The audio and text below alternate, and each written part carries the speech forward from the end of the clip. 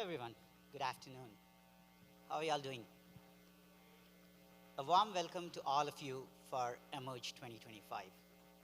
So I'm Hello, everyone. sure this is going to be not just a fun-filled event, but also very thought-provoking, where you can take away some key thought process on innovation, entrepreneurship, and how to bring life to ideas, not just give life, but also scale it up so that like it becomes a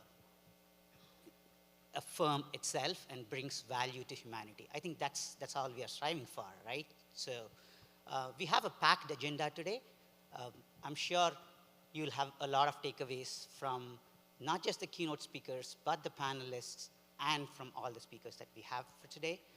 So let's all put together our hands to welcome our first keynote speaker, Mr. Pearlman, Mr. Russ Pearlman. We welcome you, sir. Here is an intro video about him. I'm proving every day that you can deploy transformative AI in higher education without compromising responsibility or results. As Chief Information Officer of Dallas College, one of the largest higher education systems in the country, Russ Pearlman doesn't theorize about digital transformation. He lives it. Leading technology strategy at this scale means making high-stakes decisions that impact tens of thousands of students and the future of accessible education. Russ challenges the status quo. While others hesitate, paralyzed by fear of AI, outdated systems, or disconnected decision-making, he takes a different path: build fast, deploy smart, and measure relentlessly. With over 25 years as a hands-on technologist, from his first Apple II Plus at 13 to today's AI deployments, he brings a rare combination: deep technical expertise and legal fluency. He finds paths where others see only obstacles. His mission is clear: move decisively, challenge assumptions, and close the gap between what's possible and what organizations actually achieve. Please welcome Russ Pearlman.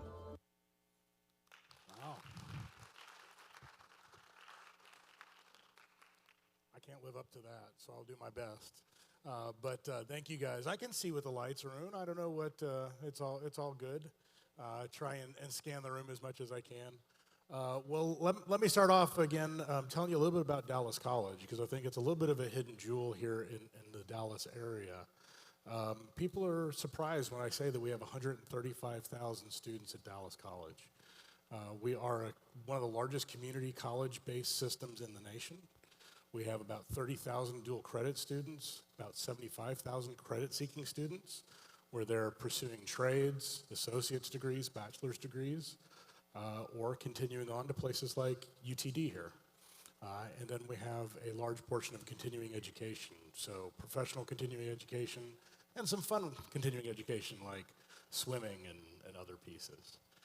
So really amazing place. On top of that, we are doing a lot of entrepreneurial activities. We actually just this summer started a venture entity where we're making investments in higher ed technologies and looking to really work in terms of public-private partnerships. So really excited to be able to represent Dallas College today and all of the really neat things that we're doing. I think the intro might have said this as well. I also happen to be a licensed attorney here in Texas.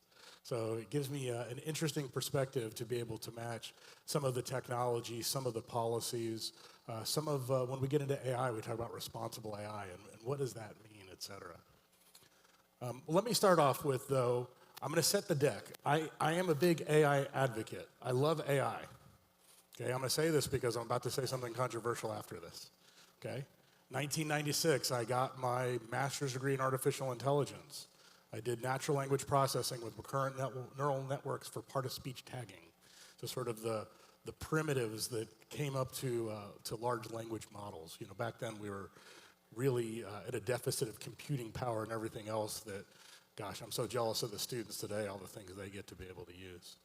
I deployed AI systems in corporate environments. My last institution, Creighton University, we used it for student alerting.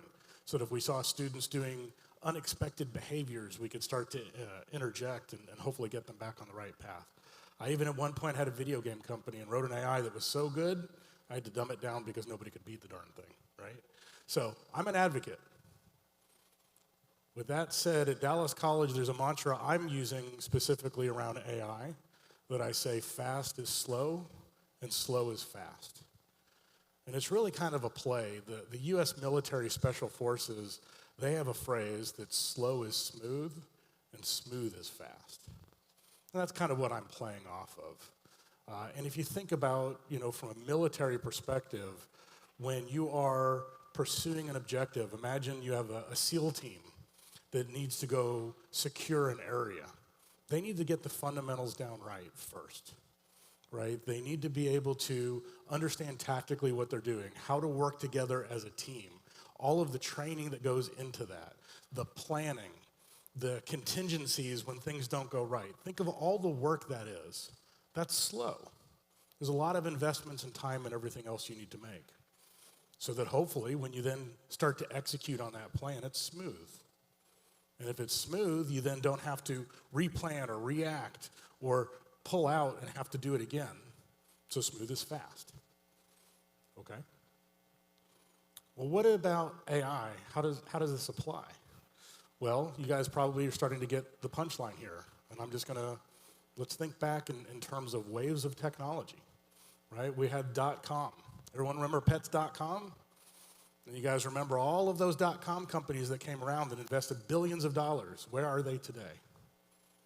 Right there in the graveyard. Amazon. Amazon was slow.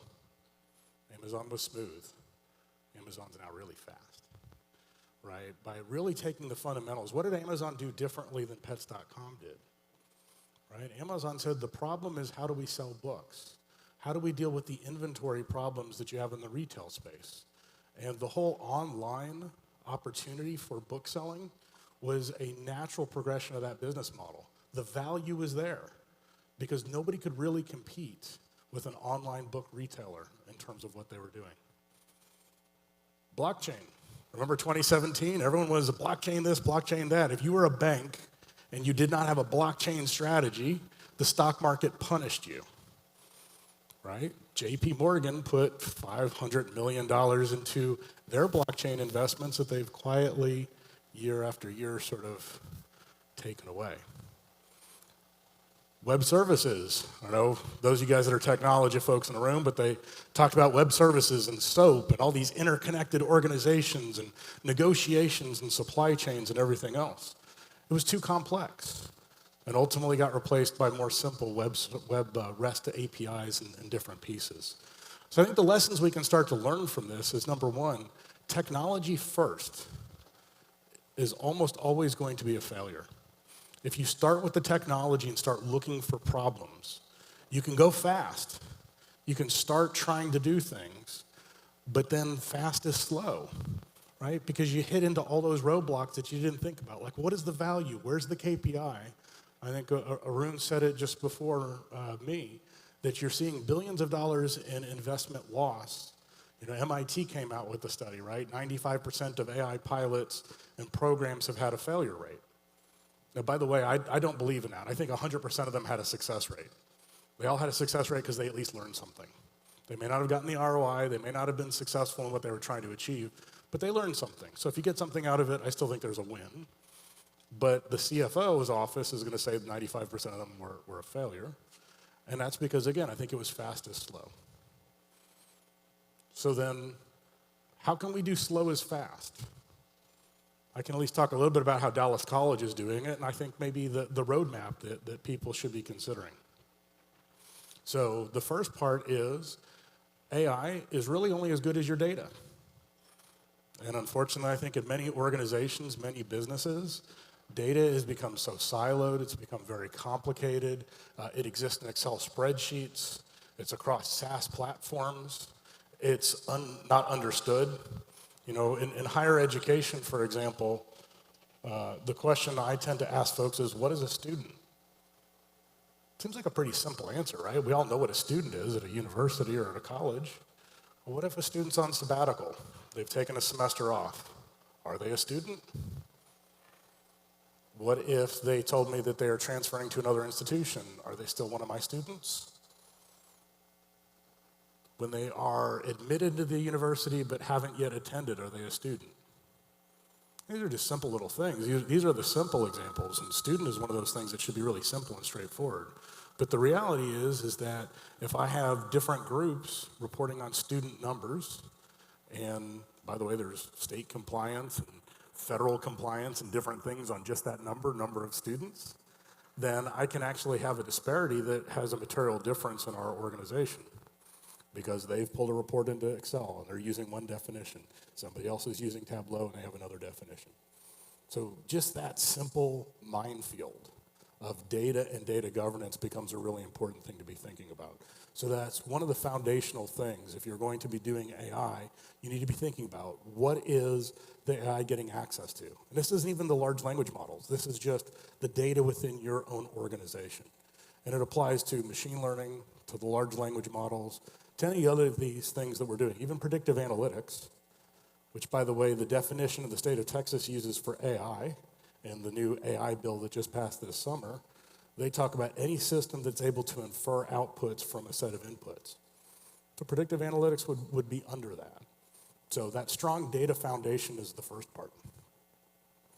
The second part, it's not sexy, but it's understanding process. What does your organization actually do? You know, it's one thing to say, oh, I can throw an AI at a problem. Well, if you don't understand what the problem actually is trying to accomplish, how do you know you've done it right? So taking that time to understand what you're trying to actually accomplish. And that can be hard, because as humans, I don't know that you could always go to somebody, and you guys may think about this in your own lives. Like when you say, describe your job, what do you do? Nobody thinks about their job as, well, step A, I do this, step B, I do this, step C, I do this. Instead, you just talk about, well, you know, some days on Tuesdays I have a meeting and we talk about this, and here's the other thing that happened. So people don't tend to think in process, so you know, taking the time to understand that is really critical. The last part of that is understanding the value. What is the value that you're trying to create with an AI or any other system? And if you can figure out what the value is, then you can start to deploy these. Again, let me give you an example at Dallas College. We just deployed Workday. It was a 5-year project, $100 million 5-year project at Dallas College to deploy HR, finance, and our student systems.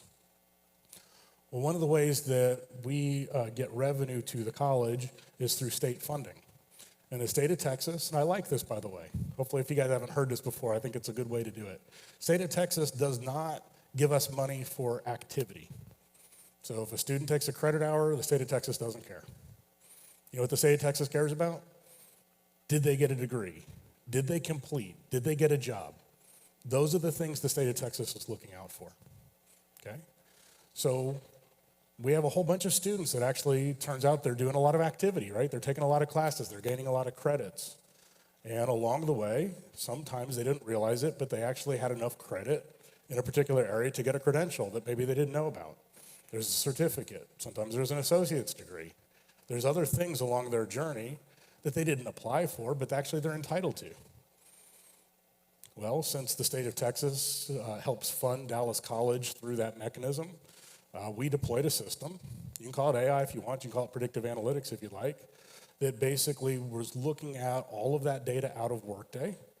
We did the effort to govern that data, and then to mine that data and start looking for students that either had already earned a credential, didn't realize it, and applied it for them and gave it to them, or students that we saw were really close. If you just took this one extra class, did you know you could complete this degree or this credential? Let's add it to your resume so that we can encourage them to follow those paths. And then starting to move it back even further, right? Because again, some of our students are in high school. And we can go all the way to the high school student and say, here is a trajectory for you and something that you could achieve. So it's helpful to our students, it's helpful to Dallas as a community, and it's also revenue for Dallas College. So we deployed a system to do that.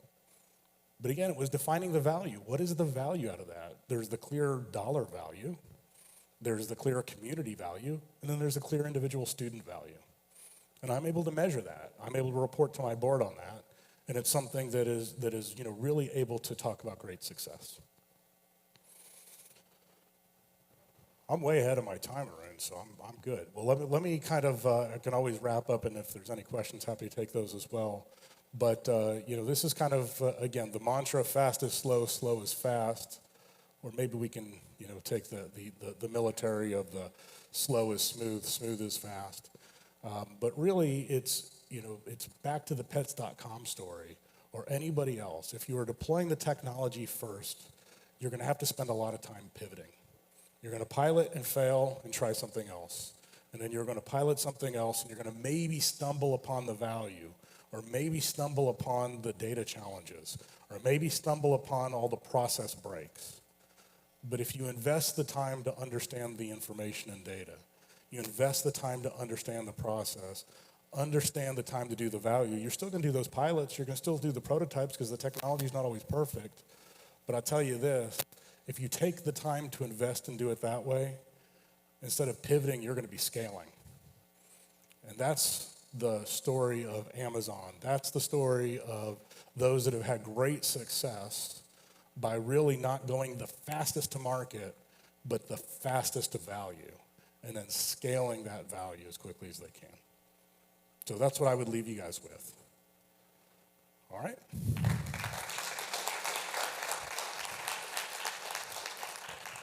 I do have 6 minutes, apparently, if anybody wanted to ask anything, and I'm also happy to brag about Dallas College as well. So, and I don't take any legal questions. Sorry. No, I could even take a legal question.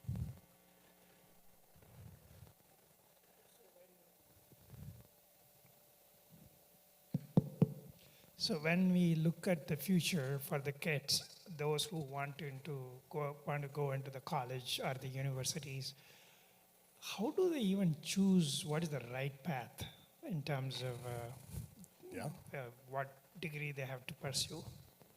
Yeah, I love that question because, there's such an opportunity. I'll talk a little bit about Dallas College first. We are big and complicated. We actually have 600 programs that students can pursue. So imagine all the way from nursing to welding to being a cook to, I do want to get a PhD at some point, so I want to, pursue an academic record. I think it's actually really hard, that question, right? Because you talk about some young, bright, passionate minds that, some of them are sponges. And they're like, I could do anything and everything. And some of them are, really unfamiliar with even what the options are. And then some of them have, a preconceived notion of what they want to do. And then there's some that are just not that motivated. That just like, hey, mom, dad told me I need to go, pursue something, so let me go do it. So, to your question about how do you get them on the right path, so I'll give you a little bit of the Dallas College answer, which I really like, is that, coming from the community college perspective, we allow students to try a lot of different things at, frankly, a very inexpensive rate. We're $99 a credit hour. Nobody at UTD is mic'd up here, are they? Right? $99 a credit hour. So, if by the way, you even have high school students or young college students, that ability to explore is really, a great opportunity. So I love that. But you and I were actually talking a little bit during lunch, and I was saying that one of the things I really dislike is students that pursue something because mom and dad did that, or they're pursuing it because that's the money. I hear there's money in computer science. I hear there's money in finance or the other thing. My answer to that, and as we talked about, is, money follows your passion. Find the thing that you really love to do. I will tell you this. I actually went into college thinking I was going to become a doctor. And I did that because my father was a doctor, and I saw how successful he was. And by the time I got to college, I was taking some computer science classes. I was taking some biology classes. The biology classes were boring, and I had to work hard to get an A. Computer science classes were so much fun. I didn't even really have to try that hard. I just got A's because I was sort of passionate and excited about it. So being able to find that for students, I think there's no silver bullet. The other thing that Dallas College does, and it's part of the building, they're building right here next to us at UTD, is having these success coaches. And the whole idea is having those guided hands. And by the way, AI is also an opportunity to help there as well. It helps answer some questions in terms of, here's some classes I'm good at. What jobs kind of match? Although I still think you can't replace that human element, right? Ultimately to say, I'm thinking of becoming a nurse. Is that a good match for me? I think that's a human-to-human conversation with somebody who knows what it is to be a nurse, to be able to answer that question. Although I think the AI could answer the more basic questions like, what classes do I have to take to get that degree? Or what are my prereqs before I get into that program?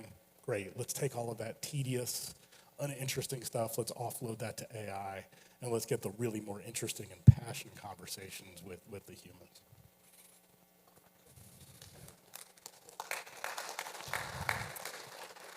I think there's one here in the middle of the lights.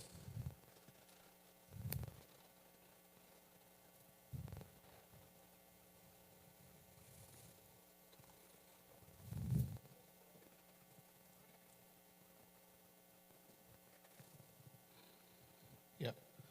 Question about the best practices or acceptable use of AI in your perspective as you run this enterprise. What are your advices? All right, you're gonna make me do it. Uma knows what's coming. I am a licensed attorney here in the state of Texas. Anything I say is my opinion, and my opinion only does not represent Dallas College nor my law firm. I'm not your attorney. Anything I say is not confidential, nor is anything you say to me confidential. Good? Capiche? All right.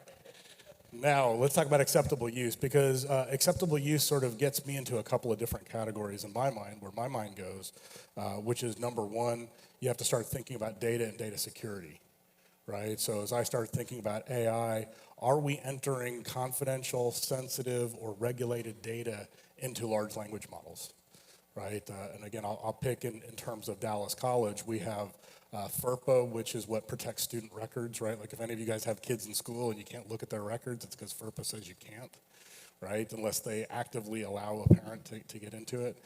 So putting that stuff out on the internet without any protections is a clear violation, right? The same thing would happen under HIPAA, GLBA, there's a whole other regulations there.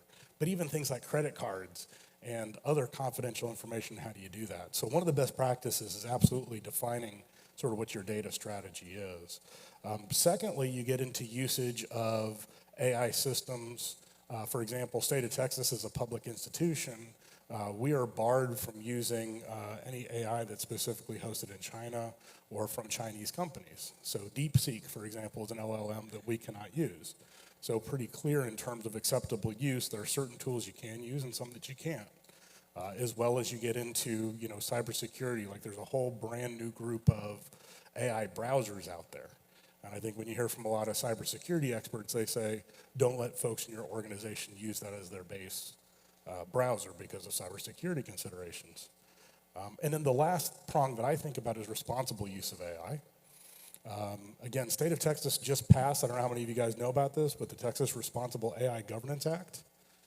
Show of hands, how many are aware of this? All right, good. So it's at least growing a little bit, but it's a brand new law that is passed in June. It goes into effect January 1st. It has a number of prohibitions that you cannot use an AI for. Some of them I think we'll all absolutely agree with right away, like you can't use it to create pornographic images of children, you can't use it to encourage harm or criminal activity, a lot of those sort of things. You also can't use it to violate constitutional rights. Like for example, your AI can't moderate Twitter to make sure that certain opinions can't be expressed, as well as having transparency in AI. So when somebody's interacting with a chatbot, otherwise it's there. So again, that data security, data privacy, which tools you can and can't use, responsible AI are a lot of those best practices. And quite honestly, we could probably have a week-long conference just talking about acceptable use of these systems. But hopefully that helps answer your question.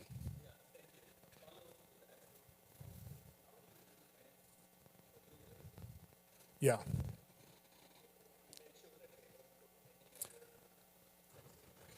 Yeah, I mean, I'd say so for Dallas College, against all three of those, we actually just published out our policy with AI, and a huge component of that is training, right? So how am I training my faculty? How am I training my staff in what they can and can't use, what those dangers are? Frankly, even teaching them bias. We use a tool called Boodlebox, which actually goes across multiple LLMs, and so you can ask a question and see how the different, how ChatGPT answers it, how Anthropic answers it, how the tools answer it, and you get things like asking the question, I'm applying for a CEO job in New York City for a $100 million company. What salary should I ask for?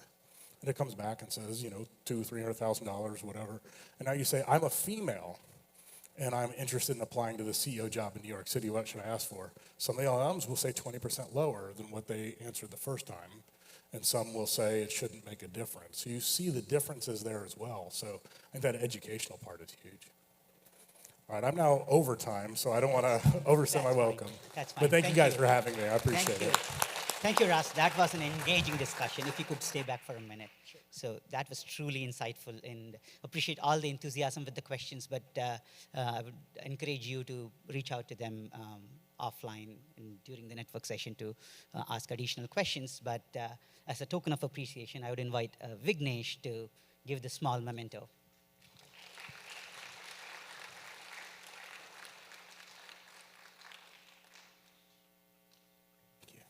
Thank you, Vignesh. Thank you, Russ.